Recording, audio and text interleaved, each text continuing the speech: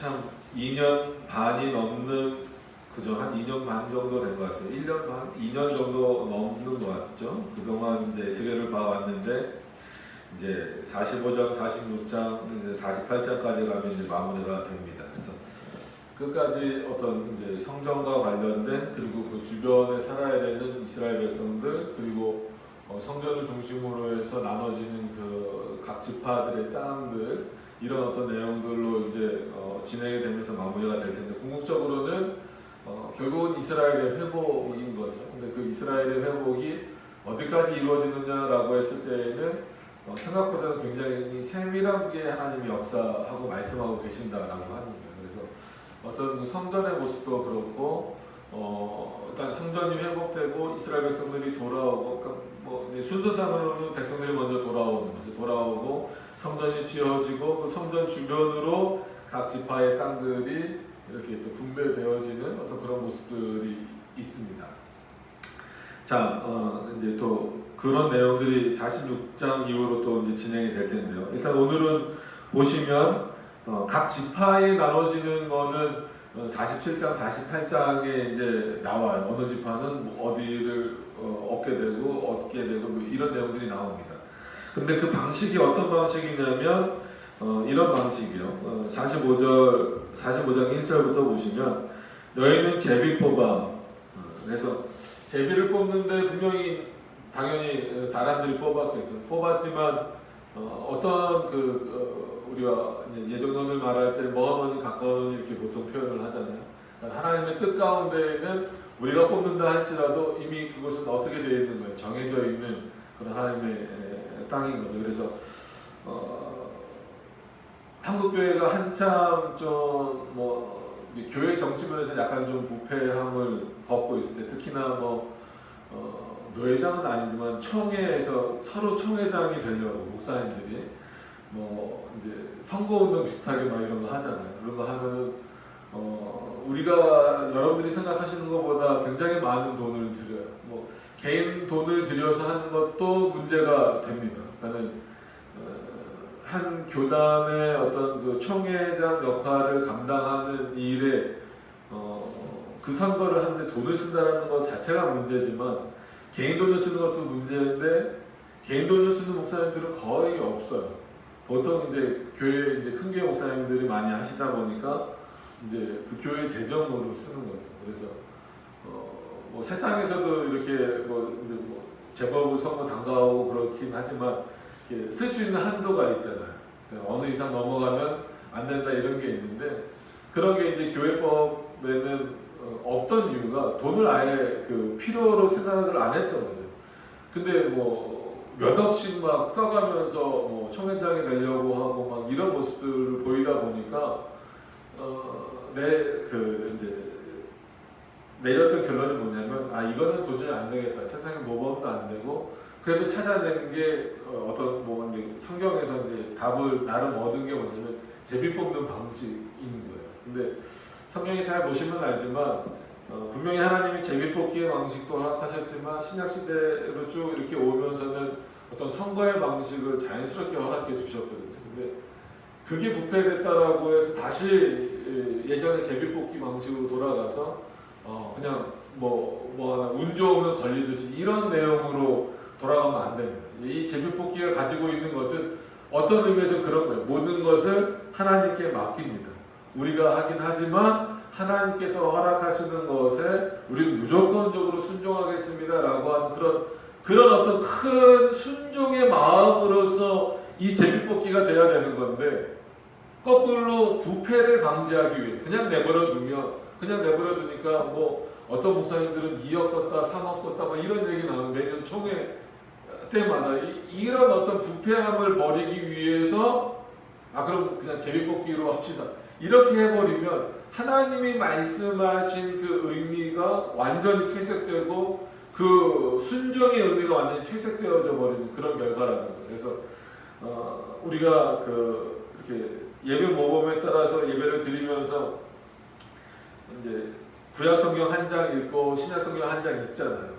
이것도 예를 들면 마찬가지예요. 비유를 들어보면 그거랑 똑같은 거죠. 그래서 너무 우리가 평상시에 뭐 생활이 바쁘고 힘들고 여러 가지 이유와 핑계로 인하여서 주일날이라도 성경을 좀 읽어야 되지 않겠느냐라는 차원에서 구약 한 장 읽고 신약 한 장 읽고 이것을 통해서 성도들로 하여금 그냥 말씀을 그래도 한번 같이 읽는다, 이런 수준이 되는 게 옳겠습니까? 아니면 늘 하나님의 말씀을 가까이 하고 생활이 어떻든지 간에 좀 피곤하고 힘들고 뭐 바쁘고 어떻든지 간에 늘 하나님의 말씀을 가까이 함이 나에게 익숙히 돼서 주일날 예배 드릴 때에도 먼저 하나님의 말씀을 기쁨으로 읽고 또 하나님의 말씀을 드리고 듣고 예배를 드리는 게 중요해요. 똑같은 거예요. 겉으로 보기에는 다 만약에 두 대상이 있다라고 생각을 해봅시다. 두 대상이 있는데 똑같이 구약 한 장 읽고 신약 한 장 읽는 게 이제 뭐 예배 목록에 따라서 예배를 드리는 거예요. 똑같이 드리는데 어떤 사람에게 있어서는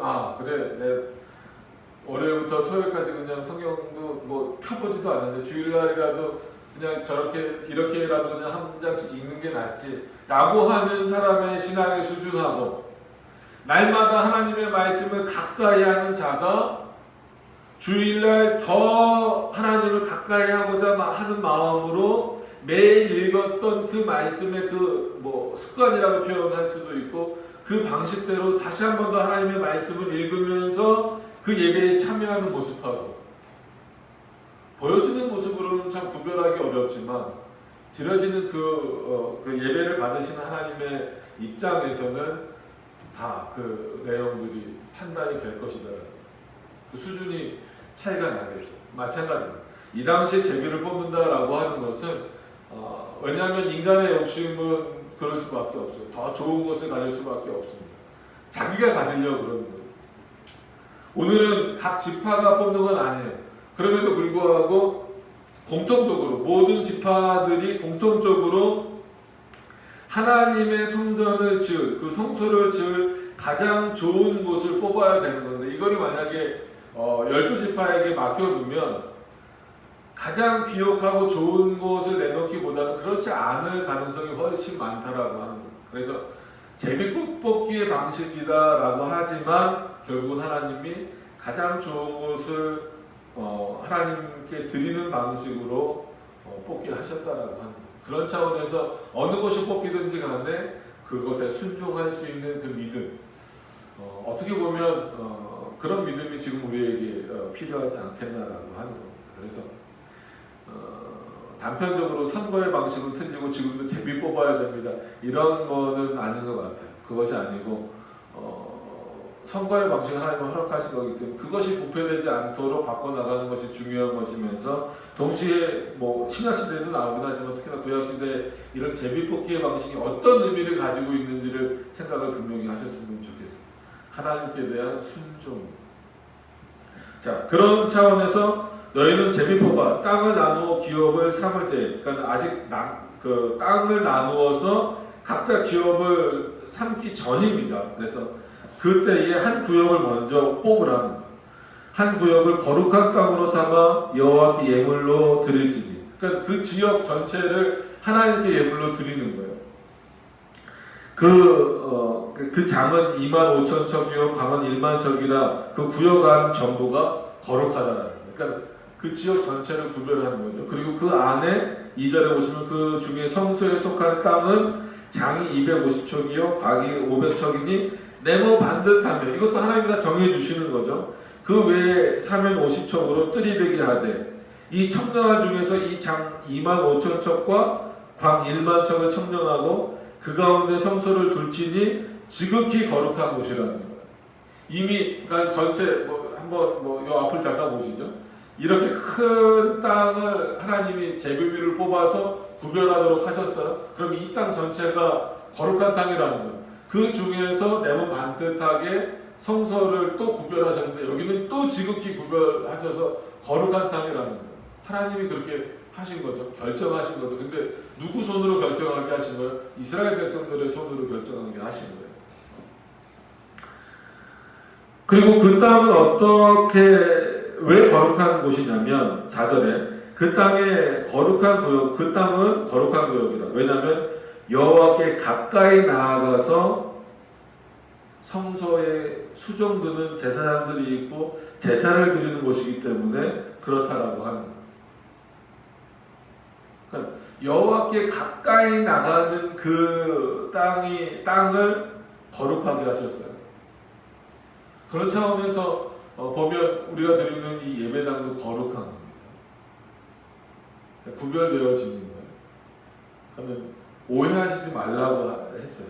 그러니까 어떤 건물 자체, 어떤 장소 자체가 지금은 뭐 거룩하다, 속되다 이걸 따지는 것이 아니라 우리가 예배드리는 장소 자체가 거룩한 곳이다라는 거예요. 우리가 그런 차원에서 이곳을 또 구별해서 드리기 때문에 여기서는 그 하나님의 거룩을 늘 유지할 수 있도록 애를 쓰고 신경을 써야 된다는 그런 차원에서 보이는 교회도 굉장히 우리가 좀 신경을 써야 된다는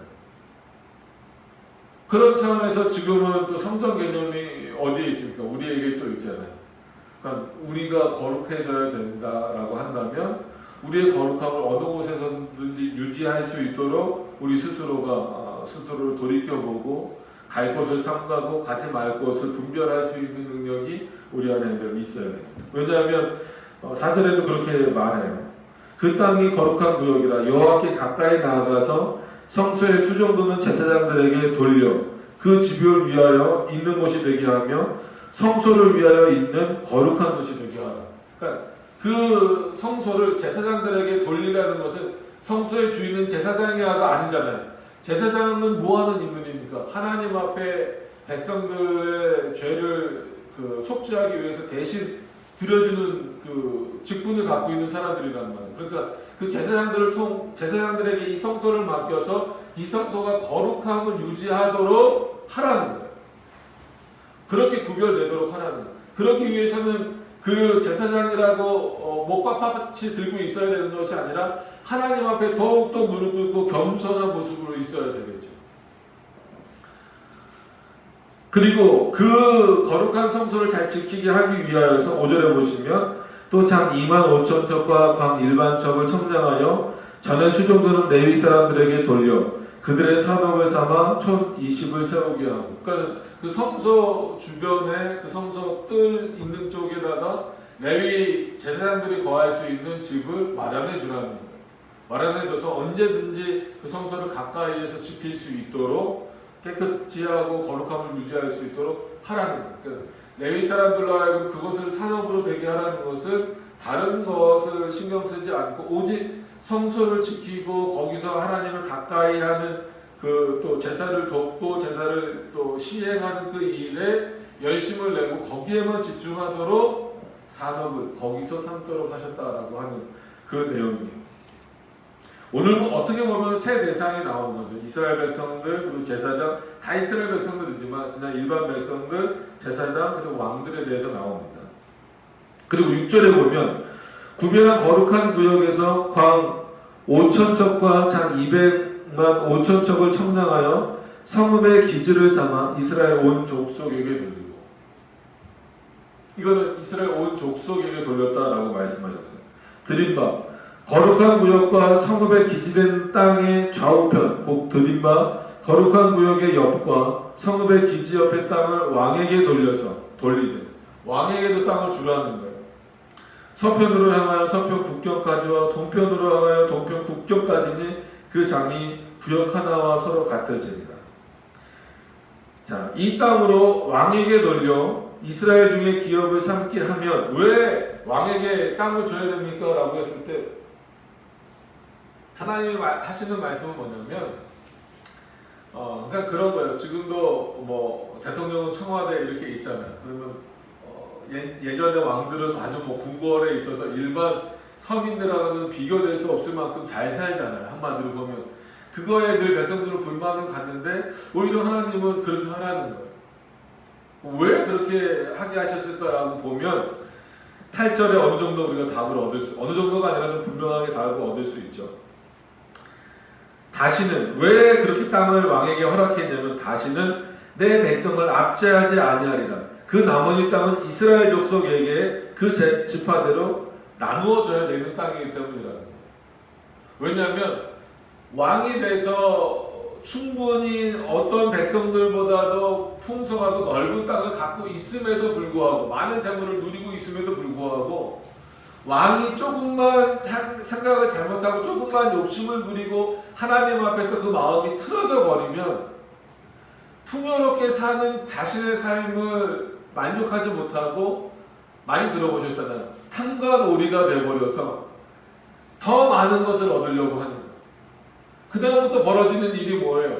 자기는 충분히 갖고 있음에도 불구하고 그것을 하나님이 허락하신 거잖아요. 오늘 본문으로 보면 하나님이 허락하신 것임에도 불구하고 그 조금 가지고 있는 백성들의 것을 뺏어 오려고 하는, 이게 어떻게 보면 왕의 자리가 한편으로는 그런 것일 수도 있어요. 왕의 자리는 이 당시로 보면 가장 하나님의 말씀을 잘 듣고 하나님의 말씀대로 그 백성들을 정말 잘 치리하고 통치하고 이래야 되는 위치인데, 또 그렇게 높은 자리에 올라가고 명예가 되고 권력이 생기다 보니까 더 많은 욕심이 생겨버리는 거예요.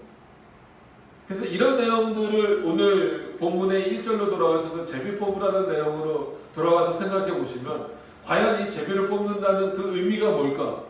단순히 저 땅이 좋아, 내가 저 땅을 뽑기 위해서 그래 운 좋으면 제비 뽑히겠지, 이런 차원은 아니라는 거예요. 하나님 어느 것을 허락하시든지 순종하고자 하는 마음이 있어야 된다는 거예요. 왕조차도 그렇다는, 이렇게 돼야, 그래서 제사장들도 욕심을 부리지 말고 어디에 족하라? 성소 주변에 허락하신 곳에 족하라는 거예요. 왕도 충분히 너가 왕으로서 누릴 만큼의 내용을 백성들 앞에서 나눠줬으니까 그것으로 족하라는 거예요. 하나님 앞에 순종하라, 족하라는 것은 하나님 앞에 순종하라는 거예요. 레위 사람들도 왜 우리는 가장 어떻게 보면 하나님을 잘 섬기고 하나님께 가까이 나가는 자들인데 우리는 왜 이 정도밖에 못 얻습니까? 저 지파는 저렇게 많이 얻고 저 지파는 저런 땅이 있고 저 지파는 저렇게 비옥한 땅이 있는데 왜 나에게는 안 주십니까? 라고 말하지 말고 순종하라는 거예요. 왕도 내가 왕인데 이거 다 전부 내 땅 아닙니까? 내 나라 아닙니까? 내 백성 아닙니까? 내 마음대로 해도 되지 않습니까? 라는 욕심을 버리라는 거예요. 나머지는 공평하게 각 지파에게 그리고 각 족속에게 나눠주는 것, 그런 일을 하도록 명령하시는 것이, 하는 것이 왕의 일이고 그 일을 명령하신 분이 하나님이시다라는 거예요. 근데 어떻다라는 거예요? 이 8절에 왕에게 나눠주는 이유가 백성들의 것을 착취하지 못하도록 하신 거죠. 근데 9절부터 보세요. 나 주 여호와가 말하노라. 이스라엘의 치리자들아, 너희에게 족하니라. 뭐가? 이미 준 게 족하다. 근데 그것에 만족하지 못하면 너희는 강포와 겁탈을 제하여 버리고, 그랬다라는 거죠. 백성들을 두렵게 하고 아주 그냥 이렇게 거의 폭력적으로 빼앗다시피 해서 착취하는, 그리고 공평과 공의를 행하여 내 백성에게 토색함을 그칠지니라. 나 주 여호와의 말입니다. 이게 내 말이라는 거예요. 백성들에게 공평과 정의로 대하라는, 재판할 때도 그렇고 한마디로 뇌물 받지 말고 공평한 저울로 이렇게 재라는 거예요.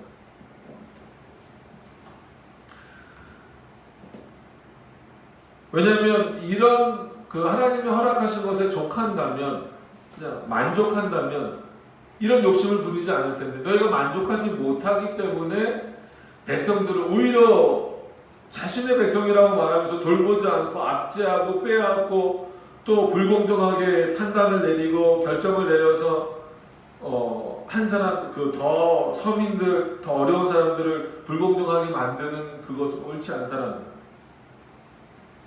그거는 하나님에게 순종하지 못하는 모습들이라는 거죠. 10절에도 너희는 공정한 절과 공정한 애과와 공평한 밭을 쓸지니, 그러니까 지금처럼 예를 들어서 저울이라든지 어떤 계량된 이런 것들이 별로 없을 때니까 예를 드시는 거예요. 너는 공평한 저울과 공평한 에바와 밭이라는 게 그 단위예요, 단위. 공평하게 쓰라는 거예요. 누구에게는 더해주거나 누구에게는 덜 주거나 이렇게 하지 말라는 거예요. 너가 이미 가진 자로 또 치리자로 있다라고 한다면 그 공평함을 늘 유지하라는 거예요. 그거는 백성들을 위한 것이기도 하면서 누구 앞에서의 정직이에요. 정직의 문제를 늘 말씀드렸잖아요. 하나님 앞에서 정직. 그리스도인들이 하나님 앞에서 정직해야 되는 거예요. 세상 사람들도 도덕 시간에 윤리 시간에 말하잖아요. 정직해야 된다. 근데 그게 잘 안 되잖아요. 오히려 높이 올라가면 올라갈수록 정직하지 못하잖아요. 그리스도인들은 더 정직해야 돼요. 그 윤리적 수준을 뛰어넘어야 돼요. 왜냐하면 누구 앞에 정직해야 되기 때문에. 하나님 앞에 정직입니다. 그러니까 사람 앞에 정직한 모습이 하나님 앞에도 정직한 모습으로 보여지지만, 순서는 그렇게 보여지지만 우리는 거꾸로 하나님 앞에서 정직해야 사람 앞에서도 정직할 수 있는 거예요. 그 왕도 마찬가지다라는 거예요.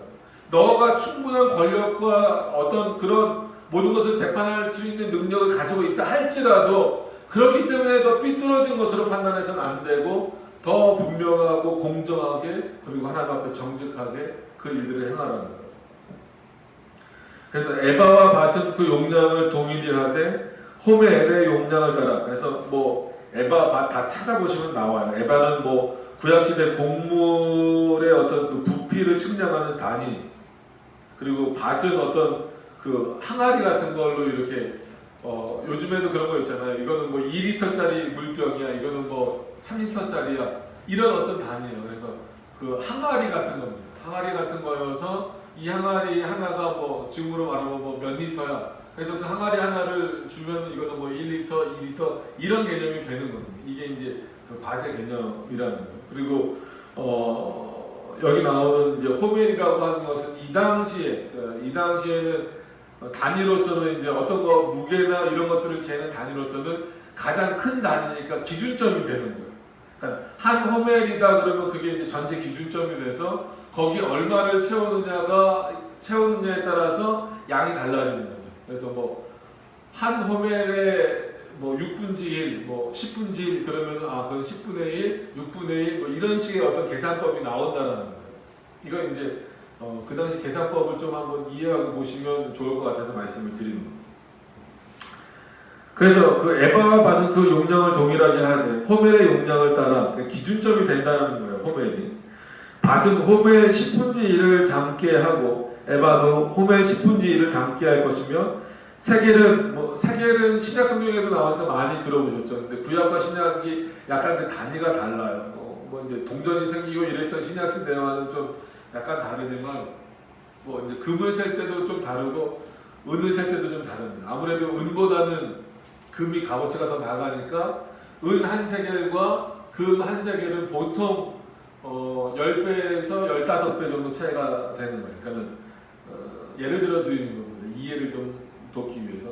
금 한 세겔이면 은 12세겔 정도 되는 그런 개념인 거예요. 그러니까 뭔가 이 돈의 단위를, 그 구약시대는 이런 화폐화된 것이 이렇게 많지 않았으니까, 또 이제 세겔이라고 하는 것이 이제 뭐 음식일 수도 있고 뭐 그런 어떤 뭐 단위를 나누는 거예요.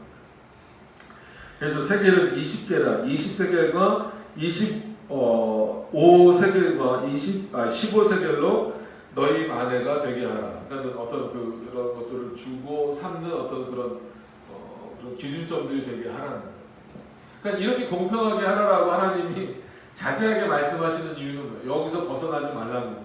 그러면 욕심을 부리지 말라는 거예요. 그러니까 무엇을 누구에게 주고 받고 할 때에 이 기준점대로 하라는 거예요. 이런 차원에서 이게 이제 우리가 율법의 용도를 나눌 때 보면 지금으로 말하면 시민법과 마찬가지죠. 그러니까 제사법과, 그러니까 의식법이라고 말하는 제사법과, 그 다음에 시민법과, 그 다음에 영원한 도덕법, 십계명으로 말씀되어지는 영원한 도덕법으로 나눠지잖아요. 그러니까 율법이 그렇게 크게 세 단위로 나눠졌을 때 제사법은 예수님이 오시고 십자가에 돌아가시면서 완성된 것이고, 시민법도 이제 여러 국가 체계가 들어오면서 더 이상은 이스라엘에게만 허락하셨던 그런 어떤 시민법도 자연스럽게 이제 멈춰지게 되는 겁니다. 영원한 도덕법인 십계명은 지금도 우리에게 유효하게 있는 어떤 그런 하나님의 말씀이고 법입니다.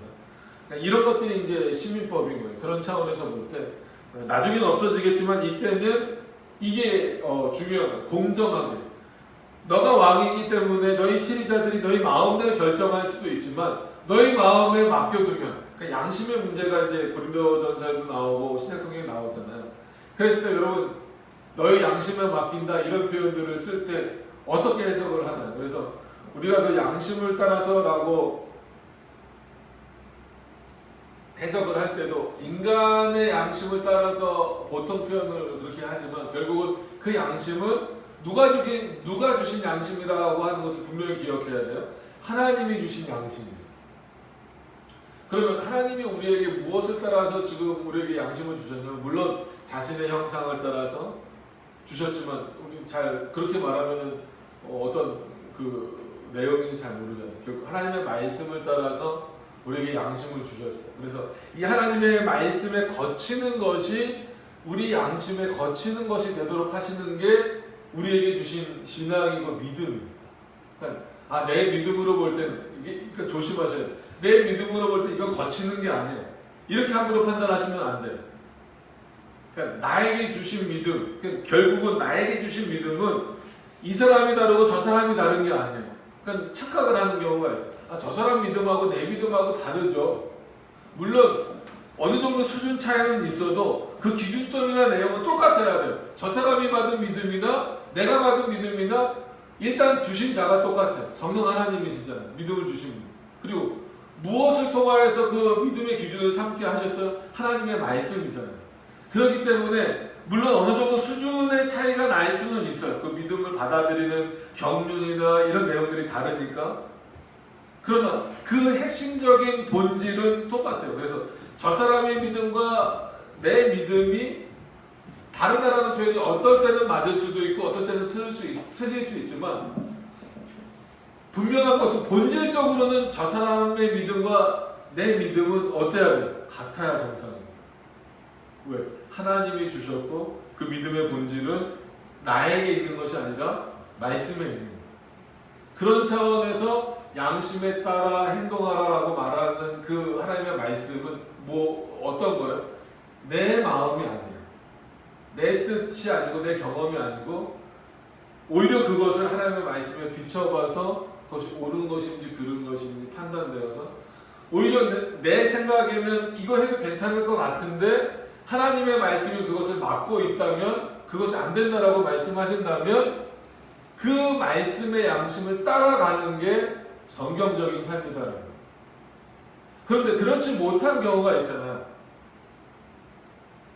대부분 솔직히 그러지 못할 경우가 많잖아요. 그랬을 때 하나님이 세세하게 말씀하시는 거예요. 자, 오늘도 치리자들에게 맡겨주실 수 있어요. 자, 너희가 왕이 됐으니까 너희가 치리자가 됐으니까 백성들을 잘 치리할 법을 너희가 만들어라 할 수 있지만 그러면은 그때 참고할 수 있는 내용이 뭘까요? 뭐 애굽의 내용 아니면 뭐 다른 나라의 치리법들을 가지고 오겠죠. 근데 대부분 왕 정치를 할 때에는 하는 나라들을 보면 누구 중심? 왕 중심이잖아요. 그래서 다 왕의 것이잖아요. 토지도 왕의 것이고 백성도 왕의 것이고 그래서 군사로 분립을 당할 때는 무조건 다 나가야 되고 나라가 원하는 땅도 다 줘야 되고 곡식도 다 줘야 되고 이런 방식이잖아요. 그러니까 결국은 누구 중심인가? 왕 중심이잖아요. 그러니까 그 내면을 살펴보면 왕이기 때문이라고 하지만 결국은 자기 욕심이잖아요. 인간의 욕심, 본성적인 욕심. 그 위치에 올라갔을 때 그것을 버릴 수 있는 방식으로서 하나님이 허락하신 내용이 이런 어떤 물건들을 재는 방식으로 주신 이거 벗어나지 말아야 돼. 한번 생각해 보세요. 여러분들이 이 당시 왕이면 더 갖고 싶으실 수 있잖아요. 더 얻고 뺏어오고 싶잖아요. 좀 표현이 그렇지만 더 걷고 싶어서 내 곳간을 막 이렇게 풍성하게 채워놓고 싶잖아요. 백성들이 어떻게 살든지 상관없이. 그게 인간의 욕심인 거예요. 그랬을 때 그럼 최소한 하나님으로부터 세워진 이스라엘의 왕이라면 그러면 안 된다는 거예요. 하나님으로부터 세워진 이스라엘의 제사장이라면 다른 것에 신경 쓰면 안 된다는 거예요. 하나님의 말씀에 집중하고 그에게 그 하나님 앞에 제사를 드리는 것에 집중해야 돼요. 이스라엘의 왕이라면 하나님이 주신 것에 족하고 그 이스라엘 백성들로 하여금 오히려 하나님의 말씀을 더 잘 섬길 수 있도록 인도하라는 거예요. 여러분 그래서 하나님이 제사장을 택하실 때만 그런 게 아니라 왕을 세우실 때도 하신 말씀이 뭐예요? 내 말씀을 그러니까 내 말씀이 두루마리를 옆에 두고 잠을 잘 때든지 일어났을 때든지 그 두루마리를 옆에 두고 읽으라는 거예요. 하나님의 말씀을 읽고 내 백성을 통치하라는 거예요. 물론 지금 유정자들은 그런 게 남아있지 않죠. 기독교 국가라고 불리는 뭐 미국도 그렇고 유럽의 나라들도 더 이상은 어떤 의미에서 보면 아무리 뭐 성경에 손을 얹고 선서를 하면서 대통령이 되건 총리가 되건 한다 할지라도 그런 내용들이 다 없어졌죠. 그냥 세레머니 형식으로만 남아있는 거죠. 이게 참 안타깝지만 하나님이 이스라엘 백성들의 왕을 세우실 때 공통적으로 하시는 명령은 뭐예요? 내 곁에 내 말씀을 두라는 거예요. 그 말씀을 기준으로 내 백성을 통치하라는 거예요. 그러지 않으면 너 안에 있는 부패함, 인간들 안에 있는 본성적인 부패함, 그건 저도 마찬가지고 여러분들에게도 마찬가지로 있는 거예요. 목사라고 해서 이 세상적인 욕심이 없다. 솔직한 얘기로 거짓말이에요. 그죠? 그거를 얼마나 하나님 앞에서 죽여나가면서 아무리 저도 예를 들면 저도 외제차 타고 싶어요. 저도 좋은 거 타고 싶어요. 근데 그것이 옳지 않다 이것이 아니라 그것이 하나님 앞에서 지금 어떤 부분인가를 그것이 어떤 욕심인가 뭔가를 판단할 수 있는 그런 내용으로서 어떻게 보면 제 욕심이나 욕망이나 그런 것들을 꺾어 나가는 거예요. 성도의 삶도 마찬가지예요. 늘 말씀드리지만 가난하게 사시라는 얘기 절대 아닙니다. 그러나 이 세상 것만 쫓아나가다 보면 한없이 넘쳐나는 그 욕망이나 그 욕심이나 이런 것들을 제어해낼 방법이 없어요. 오늘 우리가 누가복음 그 내용을 그 11장 내용 12장인가요? 그 내용을 읽으셨잖아요. 보세요. 하나님 앞에 가장 좋은 제물을 드리라고 하는 것은 단순히 헌금을 강요하는 게 아니잖아요. 마음을 하나님께 두는 방식이에요. 부패한 인간에게 있어서, 부패한 본성을 갖고 있는 우리들에게 있어서 가장 좋아하는 게 무엇이냐라고 했을 때 먹고 마시는 거잖아요. 그 먹고 마시는 것을 얻기 위해서는 재물이 필요하잖아요. 솔직히 그거 위해서 우리 열심히 사는 경우 많잖아요. 좀 더 좋은 거 먹으려고, 좀 더 좋고 편한 곳에서 살려고. 그게 잘못됐다라는 것이 아니라 거기에만 빠져 있으면 하나님을 잃어버리기 때문에 그것도 누가 주신 건데 하나님이 주신 거예요. 그렇기 때문에 그런 것들을 누리기 이전에 먼저 하나님께 드리라. 너의 마음을 하나님께 돌리라는 거예요. 참 이런 부분들이 굉장히 어렵습니다. 그래서 오늘 이 내용 45장의 내용은 그렇습니다. 뒤에 이제 절기를 지키라는 내용도 나오지만 이 부분까지 좀 한번 1차적으로 정리를 하면 하나님께서 제비를 뽑았어요. 왕도 권한이 없어요. 제사장도 권한이 없어요. 생각해보세요. 왕이라면 나 저 땅 가질래. 제사장이라면 저 땅 저기가 좋겠네. 저기다가 성전을 지으면 좋겠네. 할 수 있어요. 그죠? 한번 생각해보세요. 할 수 있어요. 근데 하나님 그렇게 하지 않도록 하셨어요. 제비를 뽑아라. 뽑아서 나오는 곳을 내가 거룩하게 하고 또 뽑아서 나오는 것을 왕에게 주고 또 뽑아서 나오는 것을 너희 백성들에게 나눠주겠다는 거예요. 내가 너희에게 주겠다라는 거예요. 하나님이 우리에게 허락해 주시겠다라는 방식입니다. 거기에 순종하라는 거예요. 누구도, 백성들도, 제사장도, 왕도. 그래야 하나님 앞에 그 국가, 이스라엘이라고 하는 국가 전체가 드려지는 모습이 되는 거예요. 물론 지금은 제비뽑기의 방식으로 뭐를 할 수는 없어요. 그럼에도 불구하고 하나님이 나에게 주신 것에 만족하며 거기 눌러서 있으라는 얘기는 절대 아닙니다. 만족하며 감사하며 이곳에서 하나님의 영광을 어떻게 드러낼 것인가를 확인할 수 있는 모습들이 있어요. 그래서 초기 메이플라워를 타고 신앙의 자유를 찾아갔던 진정한 청교도들, 우리는 보통 그런 사람들을 이제 넌컨퍼미스트, 영국 국교회에 동의하지 않는 자들이다라고 이렇게 부릅니다. 그 배를 타고 갔던 모든 사람들이 다 청교도라고 말하지는 않아요. 그분들이 했던 게 뭡니까? 자신들이 사는 집보다 하나님께 예배드리는 예배당을 먼저 짓는 일들이에요. 물론 급하게 살 수 있는 이제 운막이나 이런 것들은 지었죠. 순서상 그런 거 보면 자기 사는 집 먼저 짓는 거 아닙니까? 그렇긴 하지만 우선적으로 그들이 공통적으로 지었던 것은 뭐냐면 하나님 앞에 예배 드릴 수 있는 예배당을 먼저 짓고 자신의 집들을 더 튼튼히 지어 나가는 이런 방식이었어요.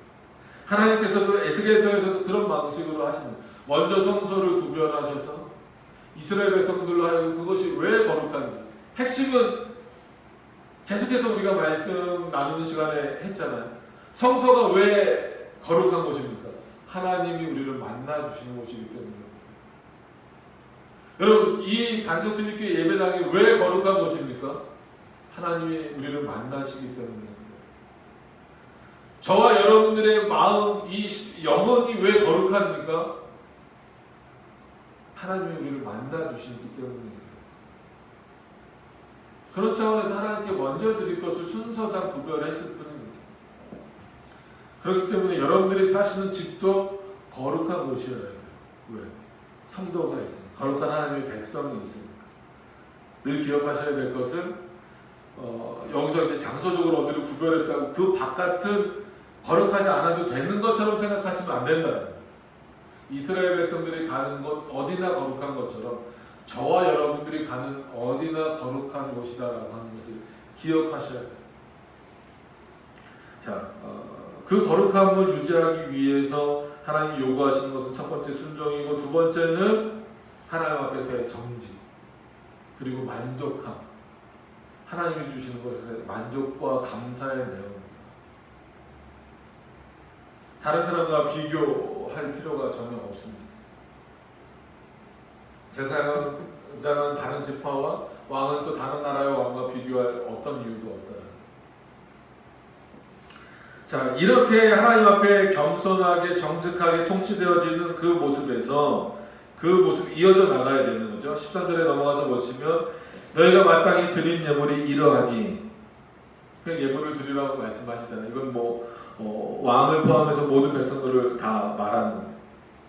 밀 한 호밀에서는 에바 6분지 1을 드리고, 보리 한 호멜에서도 에바 6분지 1을 드리며, 기름은 정한 규례대로 한 고루에서 밭 10분지 1을 드릴지니, 그 밭은 이제 항아리라고 했으니까 기름은 항아리에 담아야 될 거 아닙니까? 기름의 밭으로 말하면 한 고루는 10반 곧 한 호멜이며, 이때 단위는 그냥 잊어버리셔도 상관없어요. 그러니까 이렇게 하나님 정해 주셨다라는 것만 기억을 하시는 게 더 중요해요. 그래서 15절에 또 이스라엘의 윤택한 초장의 때 200마리에서는 한 어린 양을 드릴 것이라. 백성을 속죄하기 위하여 이것들로 소제와 번제와 감사 제물을 삼을지니라. 하나님이 그렇게 명령하십니다. 200마리 중에 한 마리, 이스라엘의 윤택한 초장. 하나님이 그 초장을 윤택해 하실 수 있는 분이잖아요. 그래서 백성들을 위해서 소제와 번제와 감사 제물로 삼을지니라. 나 주 여호와의 말이니라. 이 땅 모든 백성은 이 예물로 이스라엘 왕에게 드리라. 이렇게 정당하게 세금을 내듯이 왕에게 드리면 돼요. 그럼 그 왕은 그거 받아서 단순히 자기가 누리라는 게 아니에요. 오히려 너는 그런 백성들에게 받았으면 백성들을 위해서 예물을 내놓으라. 그럼 그 예물을 누가 받겠어요? 제사장이 받겠죠. 제사장은 그 정직하게 왕으로부터 온 재물을 가지고, 그러니까 예물을 가지고 하나님 앞에 제사 드리라는 거예요. 이게 하나님이 보시기에 아름다운 모습이라는 거예요. 축소시키면 교회에서의 모습도 이런 모습이 있어요. 각 직분에게 허락되어진 모습에서 정당하게 그것들을 사용하고 하나님 앞에 드려지는 모습이 있어야 된다는 거예요. 그래서 여러 번 말씀드린 것처럼 지금 우리나라도 마찬가지지만 교회가 그럼 해야 될 게 뭐냐면 당연히 말씀 위에 올바로 서야죠. 그럼 이런 국가가 완전히 실현되기는 참 어렵지만 그럼에도 불구하고 해야 될 일은 뭐예요? 기독교 관원을 키워내야 되는 거예요. 그래서 말씀에 대한 교육을 끊임없이 해야 됩니다. 어린아이 때부터. 왜냐면 여러분이 사회 각 위치에 다 있으시잖아요. 직장에서도 마찬가지고 학생들은 열심히 하나님의 말씀을 가르쳐야 그 말씀대로 성장한 자들이 어느 곳에 어느 위치에 들어가게 되든지 거기서 하나님의 말씀에 따른 정직함으로 그 일들을 행할 거 아닙니까? 그런 차원에서 기독교 관원들도 길러내야 되고 기독교 어떤 의사들도 길러내야 되고 변호사들도 길러내야 되고 국가의 간원들도 길러내야 되고 교사들도 길러내야 되는 게 이게 사회의 책임이 아니라 교회의 책임이라는 거예요. 그럼 교회에서 국영수를 가르쳐 줍니까? 아니에요. 국영수 여기서 할 필요 없잖아. 그거보다 더 중요한 거예요. 하나님의 말씀. 그들의 양심을 하나님 앞에서 올바르게 사용할 수 있는 하나님의 말씀을 가르쳐야 됩니다. 여러분, 왕이 하나님의 말씀으로 가르침을 받지 않으면 제대로 이 역할을 할 수 없잖아요. 하나님 가르쳐 주시는 거잖아요. 제사장이 아무리 레위 지파라고 해서 그냥 해버리면 우리가 앞에 봤던 43장, 44장 모습처럼 이스라엘 백성들보다 더 타락해서 우상을 섬기게 돼버리잖아요. 그런 모습이 없어지기 위해서는 왕이면 왕일수록 더 많이 하나님의 말씀을 배워야 되고 제사장이면 제사장일수록 더 많이 하나님의 말씀을 배워야 된다라는 거예요. 그래서 17절에 보세요. 왕은 본분대로.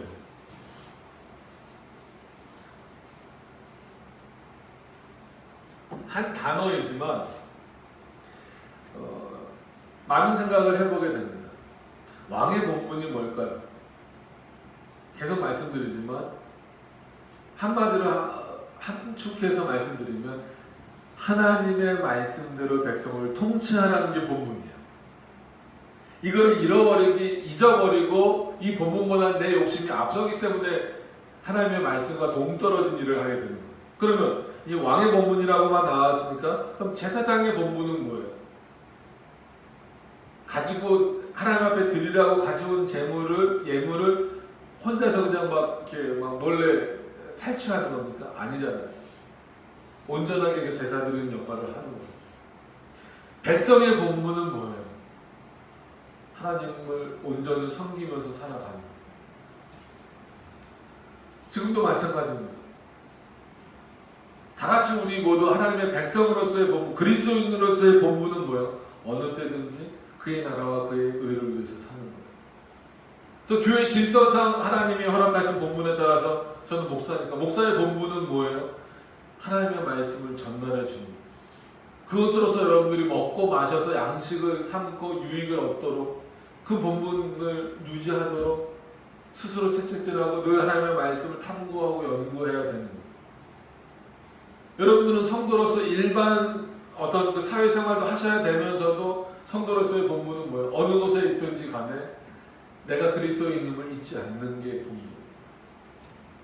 참 어려운, 쉬운 것 같으면서도 어려운 일입니다. 본분을 잊지 마라.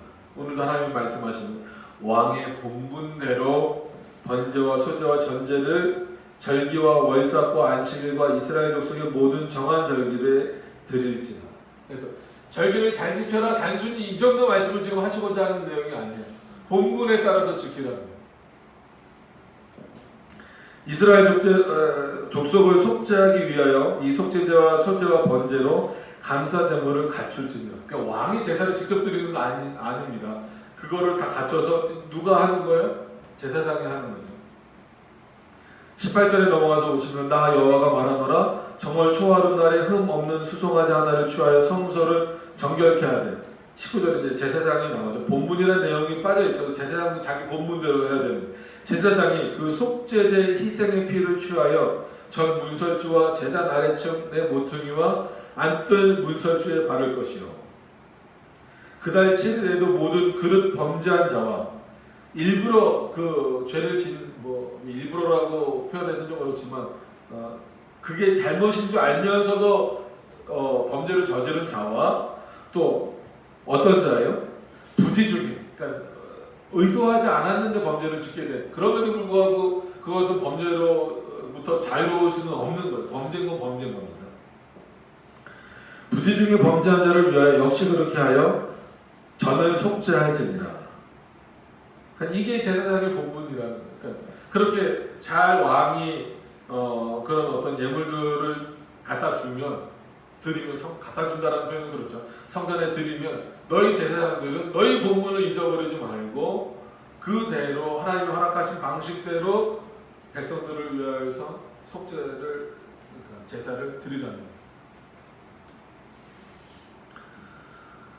그럼 21절로 넘어가서 보시면 정월 14일에는 6월절 곧 7일 절기를 지키며 누룩 없는 떡을 먹을 것이냐. 보통 이제 그 빵이나 이런 것들을 이렇게 부풀리게 하는 방식으로 누룩을 넣는 거잖아요. 근데 하나님 앞에 드릴 때는 그런 이제 것들을 넣지 말라는 거예요. 보통 누룩을 외식으로 외식하는 자들, 이렇게 부풀리는 것 이런 것들로 많이 표현을 하기 때문에 이제 누룩이 없는 빵을 그때는 이제 보통 먹었죠. 이거를 이제 문자적으로 지금 적용하셔서 뭐 지금도 누룩 없는 빵 먹어야 되는 거 아니냐 뭐 이렇게 말하실 필요는 없어요. 그러면 아무 빵도 못 먹습니다. 요즘에 그거 안 들어가는 빵이 어디 있어요? 자, 그날은 22절에 그날은 왕은 자기와 이 땅 모든 백성을 위하여 송아지 하나를 갖추어 속죄제를 드릴 것이요 또 절기 7일 동안에는 그가 나 여호와를 위하여 번제를 갖춘데 곧 7일 동안에 매일 흠없는 수송아지 7번 수염 7이며 또 매일 수염소 하나를 갖추어 속죄제를 드릴 것입니다. 그러니까 이렇게 매일마다 드리라라고 하는 것은 하나님의 과한 요구가 아닙니다. 이스라엘 백성들로 하여금 그리고 인간의 본성으로 어느 순간에나 하나님을 떠날 수밖에 없는 존재. 그래서 여러 번 말씀드린 것처럼 우리는 물론 뭐 그리스도의 의로 말미암아 의인이 되었지만 여전히 그 죄인의 모습이 있잖아요. 그래서 여러 번 말씀드린 내용 중에 우리는 가만히 있어도 죄인이다. 기억하시죠? 왜 아무것도 안 했는데 죄인입니까? 라고 늘 반문하는 분들이 계세요. 왜 죄인입니까? 왜 죄인? 우리가 가만히 있는 것 자체가 왜 죄입니까? 하나님을 생각하지 않는 것 자체가 죄입니다. 우리의 존재 목적. 그래서 소요리 문답 1문이 결코 쉬운 게 아니라고 여러 번 말씀드렸잖아요. 우리의 존재 목적은 뭡니까? 하나님이 우리를 왜 지으셨어요? 이 백성을 통하여 이 자들을 통하여 내가 영광을 받고 찬송을 받기 위함이에요. 우리의 존재 목적, 우리의 본분은 뭐예요? 하나님을 영원토록 즐거워하고 영화롭게 하는 그 일이 그렇기 때문에 그 일이 멈춰지는 게 죄예요. 어떤 뭐 십계명을 범하고 뭐 이 구약시대 당시를 보면 뭐 재물을 잘못 갖다 드리고 흠 있는 재물을 드리고 이것만 죄가 아니라 그냥 멍하게 가만히 있는 것 자체가 죄라는 거예요. 그렇기 때문에 날마다 제사를 드리는 것을 통해서 오늘도 하나님이 우리 죄를 용서해 주셨구나.